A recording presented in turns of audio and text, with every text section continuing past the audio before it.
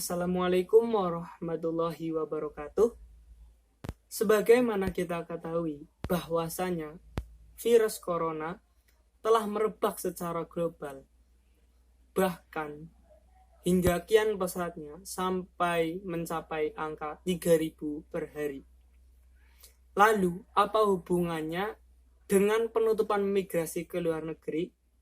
Nah, tentu saja ini sangat berhubungan dengan kesehatan para imigran dan himbauan pemerintah setempat untuk mencegah dan memutus penularan virus corona ini dengan cara memulangkan para imigran kembali ke Indonesia. Sebagai dampaknya, para imigran tersebut tidak memiliki penghasilan karena rata-rata para imigran tersebut bekerja di sektor informal. Selanjutnya, apa dampak yang ditimbulkan terhadap kehidupan sosial ekonomi masyarakat kita? Di antaranya adalah timbulnya rasa curiga dan hilangnya kepercayaan kita terhadap orang-orang di sekitar kita tentunya. Terutama orang-orang yang baru kita kenal. Sebagai contoh, jika kita membeli makanan di warung, baik itu yang berlabel atau tidak, ataupun yang berasal dari pedagang kaki lima, kita pasti akan berpikir ya, bahwa makanan itu bersih atau tidak, makanan itu layak kita konsumsi atau tidak.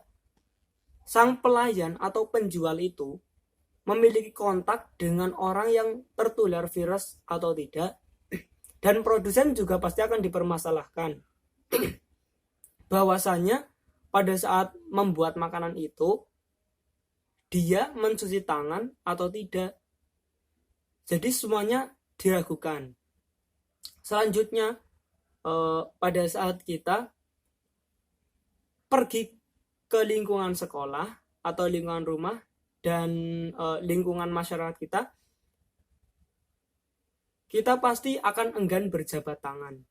Padahal yang telah diajarkan kepada kita yaitu untuk menghormati orang yang lebih tua. Tetapi karena ada wabah virus corona ini, maka kita harus membatasi berjabat tangan, dan jika ingin mengobrol sebaiknya menjaga jarak kurang lebih 1 meter. Apalagi terhadap orang yang tidak kita kenal. Dampak virus corona ini berimbas kepada beberapa sektor, terutama yang paling menonjol yaitu sektor ekonomi. Bahwasanya Bank Dunia telah memproyeksikan bahwa ekonomi Indonesia akan menurun sekitar 2,1%. Yang tadinya bisa mencapai angka 5%.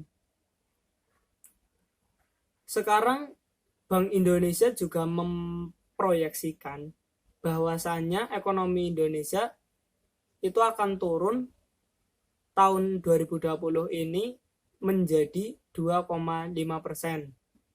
Tingkat inflasi juga akan meningkat di tahun ini yaitu mencapai 3%. Tetapi diperkirakan lagi di tahun 2021 akan mengalami penurunan menjadi 2,8% lagi, yang dalam artian bisa dikatakan normal. Nah, hal itu disebabkan karena pengurangan harga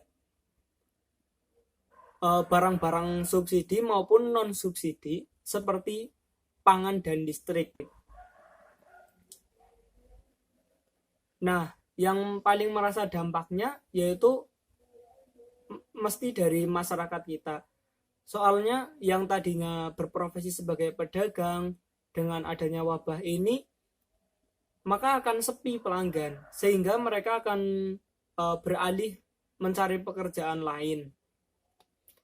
Nah, itu saja yang dapat saya sampaikan. Saya Muhammad Albi Aswin, mohon pamit. Assalamualaikum warahmatullahi wabarakatuh.